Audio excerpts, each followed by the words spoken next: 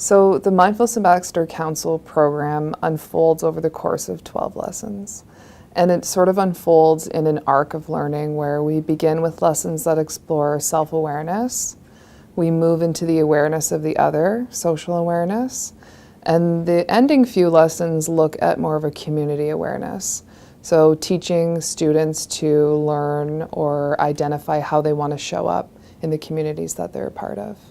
So over the course of this learning, they're starting with the self, moving out to the other, and then moving out again to the communities that surround them. One of our lessons that we use is called open-mindedness. And this lesson is really important because being able to hold multiple perspectives that aren't necessarily your own is a really important skill set to have as a teen in a classroom, and also as an adult as you venture out into the workplace, into different jobs, into collaborative spaces. Living in Canada, where we have a number of different backgrounds and religions and ethnicities, and we all come together in learning environments, there are going to be many perspectives that aren't your own, but that doesn't mean that they have to be right or wrong. So in the open-mindedness lesson, we engage in a theme around what it means to be open-minded. The dialogue prompt that we use in the open-mindedness lesson asks students to share situations where they get stuck in a rigid perspective and to explore the reasons behind why. And once we've had a few shares on what that is, we ask them all to share what they've learned. So engaging students in conversations about different perspectives and different reasonings behind having those perspectives really helps to keep a sense of open-mindedness and to help see the other side of what can often be a conflict or a disagreement. The practice that goes with the open-mindedness lesson is mindful listening. We engage students in a breathing practice that then expands to their listening ears. And the follow-up to mindful listening talks about, again, what did they learn? What did they hear? What did they notice? But also dives into why is it important to listen mindfully, so to listen with your whole attention. And we talk about how it's easy to hear something from someone that you don't agree with and shut your ears down. It's often our first response. Oh, that's not my opinion, I'm not going to listen to it. But with mindful listening, it asks you to be curious about what you hear, to maybe lean in to something that might seem as a disagreement and see what you can learn from it. Doesn't mean that you have to adopt that perspective as your own, but to be aware that it's there is the first step.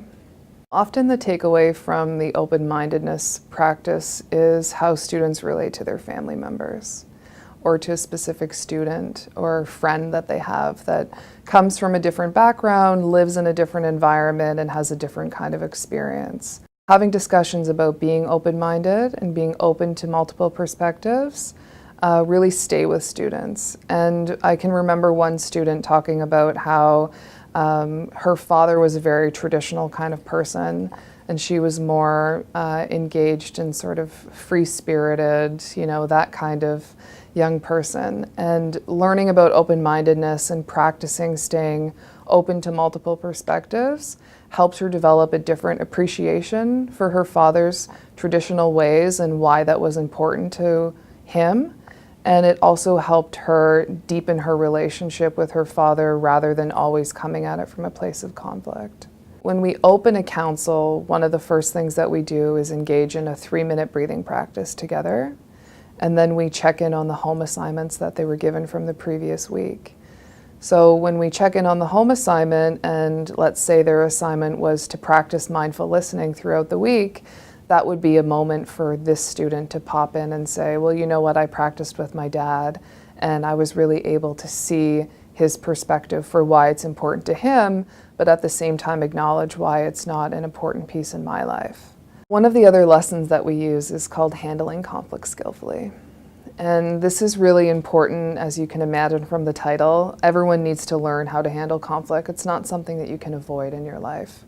So we engage students again in exploring the theme about what comes to mind when they think about conflict, what is conflict, and how can we use our mindfulness practices to engage in conflicting situations or handle a rising conflict in a skillful way. For this lesson, we asked them to tell a story of a time where they got in an argument with someone they completely disagreed with.